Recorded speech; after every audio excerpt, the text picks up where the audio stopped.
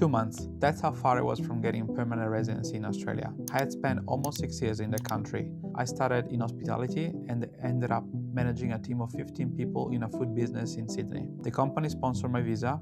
I did everything right. Then one day, the owner came in and said, "In 3 weeks, we close." And a few days later, I found out that he had already sold the business 2 years before. He knew the whole time. That left me 90 days. Either find a new company to sponsor me or leave the country. It felt like at the end of the world. But looking back, it's probably one of the best things it ever happened to me because it forced me to build my own thing. The company I built after did $3 million in 5 years, and then we sold it. But this is not the part of the story that matters to you. Here's the part that matters. For 5 years, that company grew, but each year my calendar got worse. More revenue, more people, more hours for me. That's what I thought building a business felt like, but it's not. It's not a people problem, it's not a sales problem. It took me 5 years and a lot of 2 a.m. sales calls to really understand what it is. My name is Ruben Davoli. Today I run Beavermind, where we install the AI layer inside 7 and 8-figure coaching consulting businesses. Everything we do there comes from what I got wrong in the 5 years before. This is the whole story. Let's go. So quick background about me for context. I was born and raised in Verona, northern Italy, with 3 older brothers, 2 younger sisters. So I grew up in the middle of a crowd. My parents got separated when I was about 6 years old, and my mom is the one that really ran the house. She really had a simple rule. Do what makes you happy. Nobody is imposing you anything, but you gotta do it on your own. Nobody in my family was really entrepreneurial, and that's something that I realized was in me some later on. In fact, when I was 16 years old, I got approached by someone on the internet asking if I want to be a promoter for a popular nightclub in my city. And I said, sure, I have free time. Even though I'd never been to a nightclub before, I got into that adventure, started promoting events, making connections, making some money on the side. And I really liked that, to the point that when I was 17, the year after, for my birthday, I turned my birthday party into a paid event where more than 300 people paid and came to the event, which was very unusual, but also very fun for me and everyone, because it was never done before. That was really a pivotal moment where I got a sense of entrepreneurship, because I understood that I could create something from scratch, making money from it. I earned roughly like 2,000-3,000 euro from that event, and be free while you're doing it, which was something nobody really taught me before. And so time goes on. After high school, go to uni, keep working in nightclubs, organizing some private events, and someone called me during uni to organize university events where we had up to 2,000-3,000 people attending, and to the point that became more like my primary job rather than studying. I was attending business economics at the time, so that I was having fun and making decent money on the side. In fact, was earning on average more than an average salary in Italy, which was 1,500 to 2,000 euro. But then when I was 22 years old, so about 3 years in uni, but not much progress with uni, and I was doing the events, but at the same time, economy at the time wasn't that great. It was actually going downwards. I had to make a decision, like, do I want to finish university?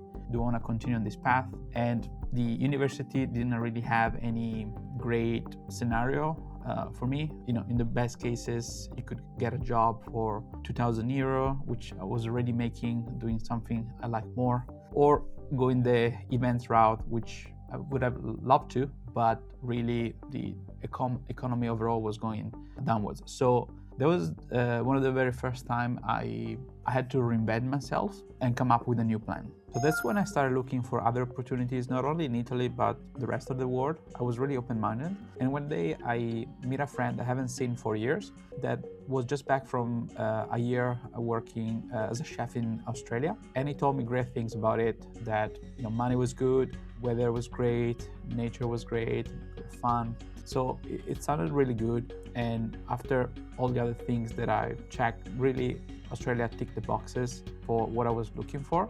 And so long story short, I saved up for about a year, and in 2013, I booked a one-way ticket to Australia. Shortly after that, I get hired in a fancy deli in Sydney. And really the goal the whole time was to get permanent residency, because once you get permanent residency in Australia, you kind of get treated more like a resident, like almost like an Australian, meaning that you could get even a simple job and still able to save money, having a good life. Imagine, I thought, what you can do if you even have higher ambition. So that really was the goal. And I got sponsored after a couple of years.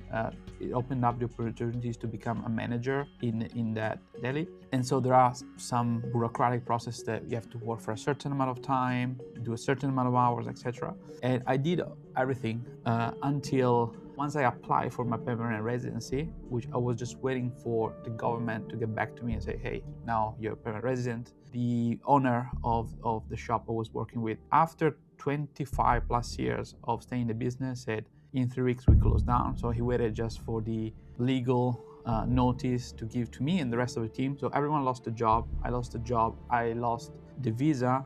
My girlfriend at the time was dependent on the visa I was on. So it felt really like rock bottom. So at this point, I had 90 days to either restart the whole sponsorship process somewhere else again, or to leave the country. And briefly, I actually did try to get sponsored somewhere else. But after a few weeks, I realized that that wasn't the path for me anymore. First, because it didn't feel right. And second, because I fundamentally realized I'm not gonna put my life in someone else's hands again. So I remember there was a day specifically where I realized and said and promised to myself, I'm not gonna work for anyone else ever again. And that promise is what the rest of the story is built on. So it's now 2019, I decide to go back to Italy. My girlfriend goes back to Thailand, she's from there, and goes to help her family business, which is physical. So the decision was really for me. If I want to stay in the relationship and I want to run a business, it really needed to be an online business. So I decided to reach out to a friend that at the time in Italy was running a really successful online trading education business, and I asked for direction.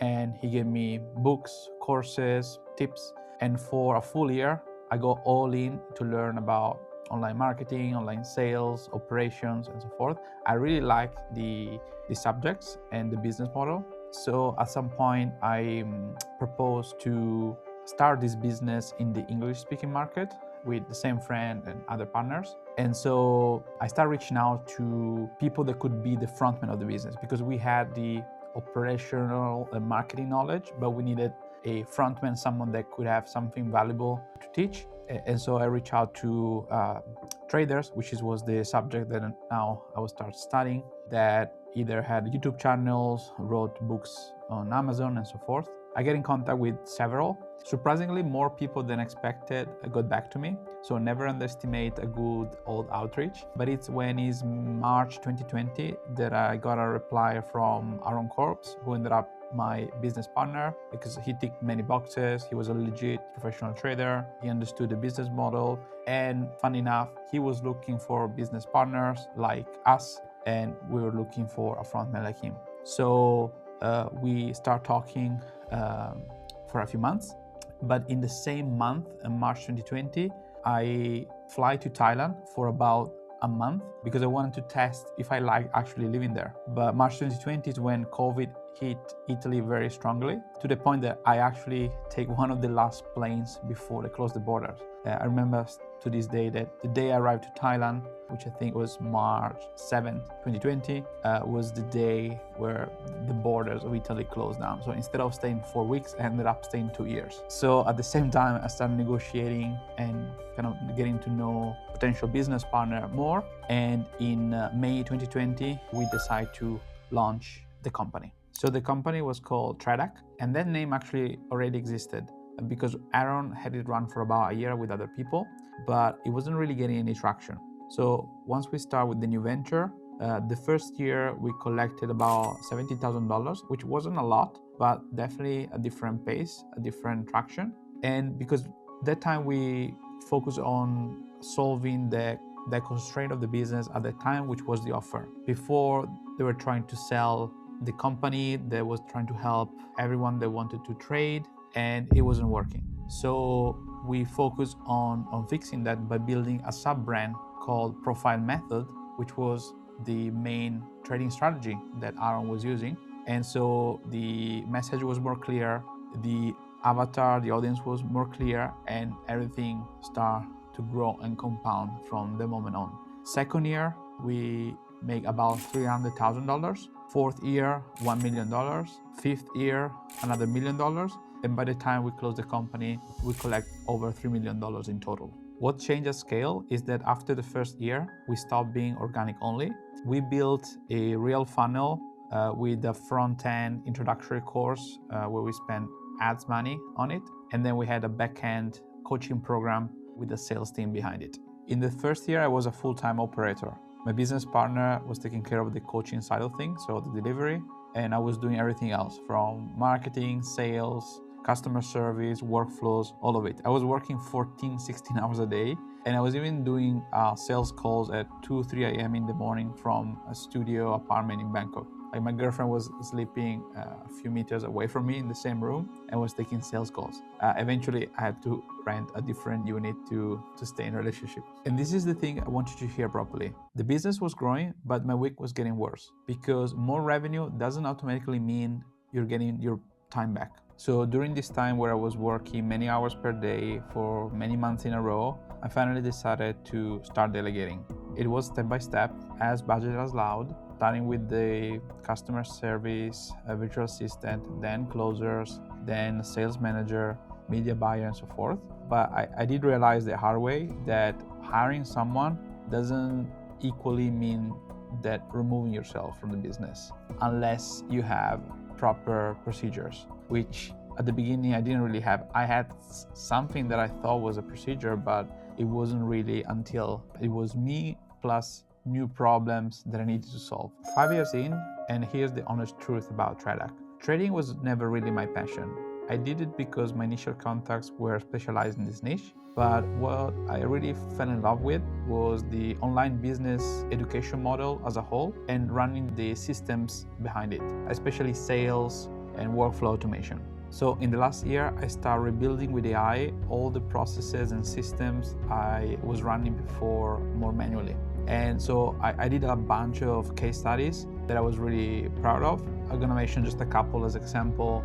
Built an email engine AI system. We were leveraging a webinar we did on a list of about 6,000 people with an offer about $1,200. And in 30 days from an email sequence that before would have taken many weeks to build, in just 4 hours, we built an email sequence that generated over $80,000 that were collected in a single month. Or another example is the content engine, which was the system that we used to repurpose long-form videos. YouTube was our strongest platform into different type of social media posts or emails or blog posts. And that system before using AI was costing about $3,000 and 40 hours of team's effort. While with the AI, we were able to drop down the cost from $3,000 to only $60 a month because we were able to make it into a procedure that just a VA in 6 hours a month could handle. And again, these are just some examples, the many case studies I started building in the last year of the journey with Tradacc. So during this process, I've learned two very important lessons. Number one is that all the process that were already working with the AI could really deliver even more exceptional results or decrease very significantly the cost of what we were costing before, either in terms of dollar amount or team's time. But the other important thing that most business owners still don't get to this day is that you can automate a lot of things in a fantastic way, but AI is not magic and you cannot automate anything. What I mean by that is that a process needs to work manually first before you automate it with AI. That's the main rule we stand by with the agency to this day. Because I'll give you an example, if a sales script is not working, there's no point of automating that with an AI voice agent. Or if a process, for example, of content repurposing is not working on certain platforms, don't expect AI to make it work. It only works if the platform you automated that in already generating results. And in that case, the results are even bigger. But if the results are not there, don't expect AI to make any magic for you. Around the same time of building these case studies, we decided to close the company for several reasons, but the main one being my business partner was not willing anymore to keep being the frontman of the business, of the coaching side of trading. He still to this day trades professionally, but didn't want to be the kind of coach of a business for a lot of people. And on my end, I was really more and more fascinated about what was going on with AI, that for me was more clear that I had to go all into this direction. However, the story has an happy ending because we were able to do even a small exit by selling the main assets of the business to another trading vendor. And during this time of winding down the company is when I decided to join an AI coaching program, because until this point, I was basically figuring out things by myself by using AI, which I was happy with, but I thought, let's see what I could achieve by learning from someone ahead of me and with other like-minded people. So I joined this program, and inside the program I meet Luke, who was another participant, who offered to build a case study for an AI voice agent, which is something that I was always interested about. And I said, okay, let's do it on Tradacc. And here comes the importance of the email list I was talking about earlier in the video, because we decided to build an AI voice agent to reactivate an idle list that nobody was touching for months, in some cases years. In this case, it was like a segment of the list that was about 3,000 leads. And as I said before, it's always important that you do an automation based on something that is working. So yes, we did have an appointment setting script that was working with human appointment setters, and we had the KPIs that we've been tracking for years. So we knew that if we call our list by re-engaging them, we were able to generate sales. And so we decided to do this with this AI voice agent. And honestly, I wasn't expecting much, because I never heard of anyone that was able to create a voice agent with AI to call in outbound. I heard a lot of cases of receiving calls in outbound, like receptionists, but I never heard someone calling in outbound people that are not expecting a call from you.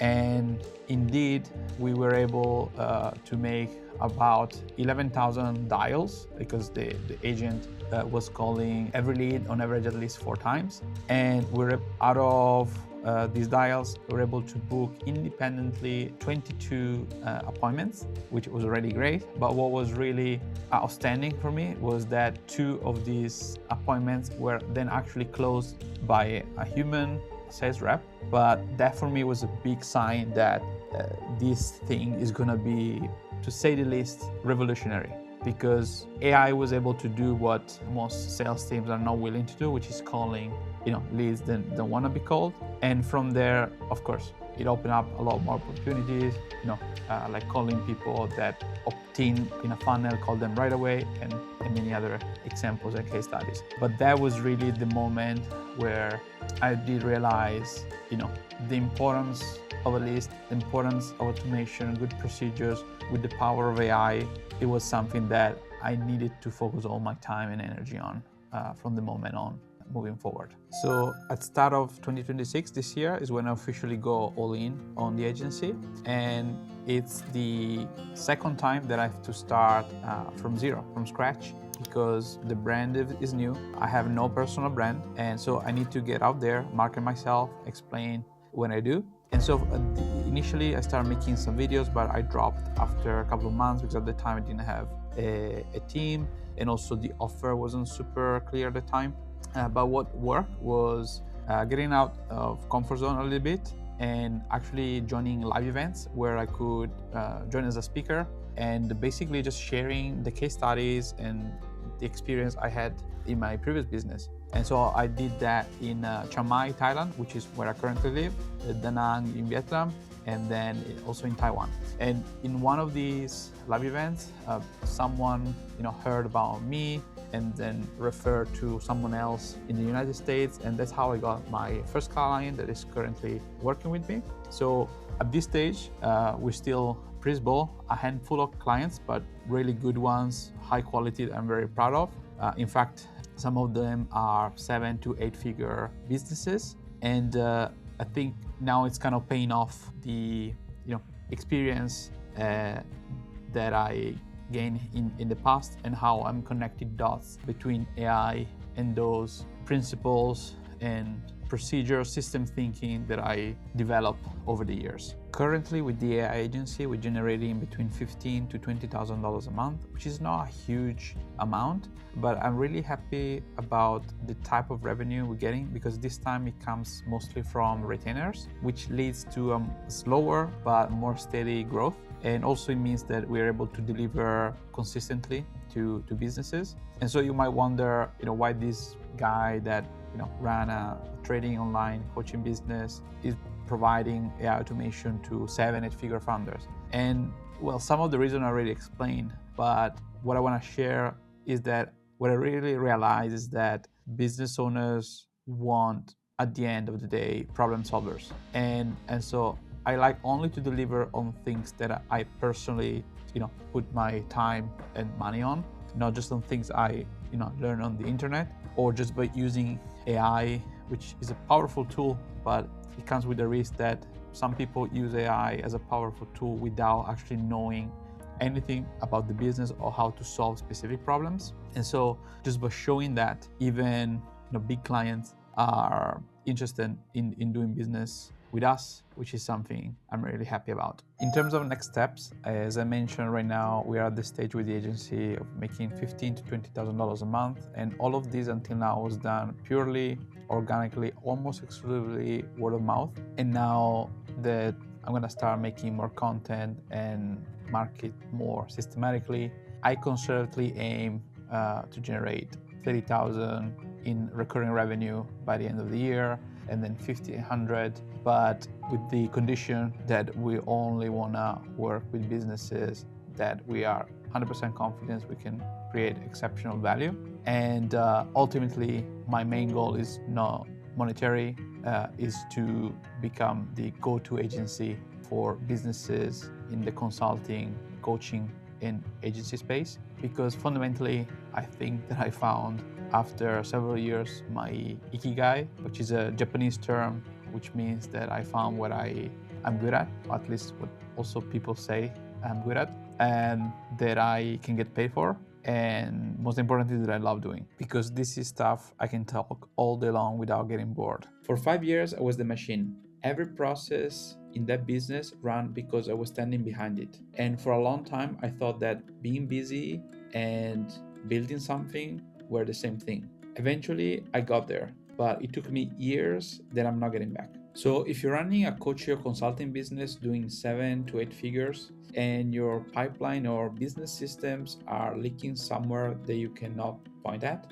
book a discovery call with us. The link is in the description. 2 things can happen after the call. It's either we find the leak, we agree on the numbers, and we go build it for you, or maybe you're not ready for it yet, and we'll tell you exactly what to fix first. In either case, I promise it's gonna be worth your time. If you want to see the system side of it, watch this video next, where I break down step by step the AI voice agent case study, where we turn $457 into $6,800 in just 2 weeks. And make sure to subscribe if you want to see the rest of this get built. Until the next one, bye for now.